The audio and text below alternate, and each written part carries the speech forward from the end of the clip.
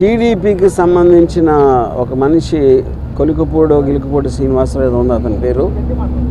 అతను ఒక నన్ను చంపడానికి ఒక కాంట్రాక్ట్ ఇచ్చాడు లైవ్లో. నన్ను చంపిన హెడ్ కట్ చేసి తీసుకొస్తే ₹1 కోటి ఇస్తానని కాంట్రాక్ట్ ఇచ్చాడు. అది ఆ TV5 సాంబశివరావు నివారిస్తున్నట్టు నటిస్తానే 3 సార్లు తనతో రిపీట్ చేయించాడు. అంటే దాని అర్థం ఏంటంటే వాళ్ళిద్దరూ కుమ్ముక్కై ముందే ప్లాన్ చేసుకున్నట్టు క్లియర్గా అర్థమవుతుంది. మూడోది దాని తర్వాత కంటిన్యూ చేశాడు డిస్కషన్. దాన్ని బట్టి కూడా అది ప్రూవ్ అవుతుంది. ఇంకా ఛానల్లో ఇలాంటి వ్యక్తులను పెట్టి ఇలాంటి ప్రసారాలు చేయిస్తానంటే 100% ఛానల్ ఓనర్ బిఆర్ నాయుడు గారు కూడా దాంట్లో కాన్స్పిరసీలో చేయి ఉందనేది నా బిలీఫ్.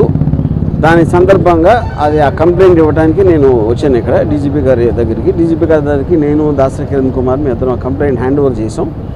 దానికి అప్రాప్రియేట్ యాక్షన్ వాళ్ళు దాంట్లో ఉన్న అన్ని పరిశీలించి వాళ్ళు తీసుకుంటారు. సో ఇది ఇక్కడ జరిగింది.